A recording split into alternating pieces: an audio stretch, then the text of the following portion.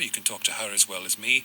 She's become expert on cladding, building regulations, as well as on Grenfell, which of course is part of the reason we are having these conversations. 0345 6060973. In fact, Rachel, you've got more original reporting for us on what this cladding scandal is doing to people's finances. Yes, good afternoon. Hi Eddie. So this was a report that came out this morning. Actually, we reported on LBC, a survey that was done by Inside Housing and End Our Cladding Scandal, which looked at a huge range of issues connected to this cladding crisis. But some of the main lines that I picked out certainly did relate to people's finances, to the way this horrific scandal is hitting people's pockets and is pushing many people, we understand, into bankruptcy. Now, the survey itself was able to speak with just over 1,300 affected leaseholders, so people who have dangerous cladding or other real defects on their buildings, who know bills are coming, and it found that a staggering 1 in 6 respondents have already considered,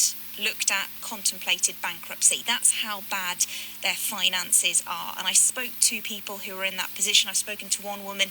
There is one woman already we know who has already gone bankrupt, but I also spoke to a woman called Mair. Now, she has a 6-year-old son. She lives in a flat. She described buying the flat as a safe haven. It was a dream come true, and now she tells me she really is just one big bill away from losing everything.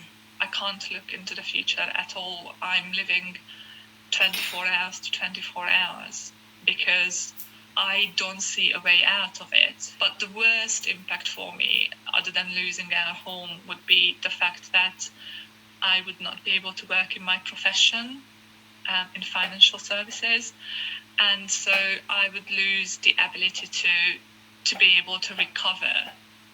So that was Mair speaking to me earlier, and she was saying the thing that's worrying her most, she knows a £40,000 cladding bill coming down the tracks at some point if they don't qualify for government funding.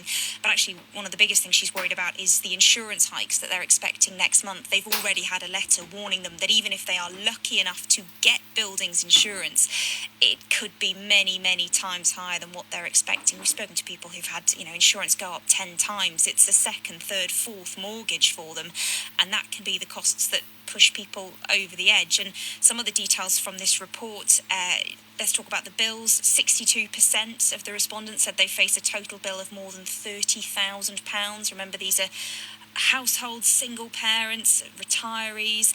15% face bills of more than £100,000, a huge, insurmountable sums of money. 40% have already been served with a Section 20 notice for some or all of these costs, so a notice that drops through their letterbox and says you need to pay this money now.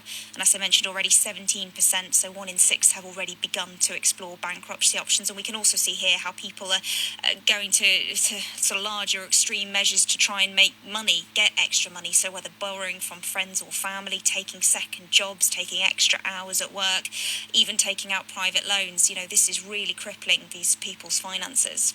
For now, Rachel, thank you. Rachael Venables, our correspondent, who's done so much reporting on this, will be with us for the hour.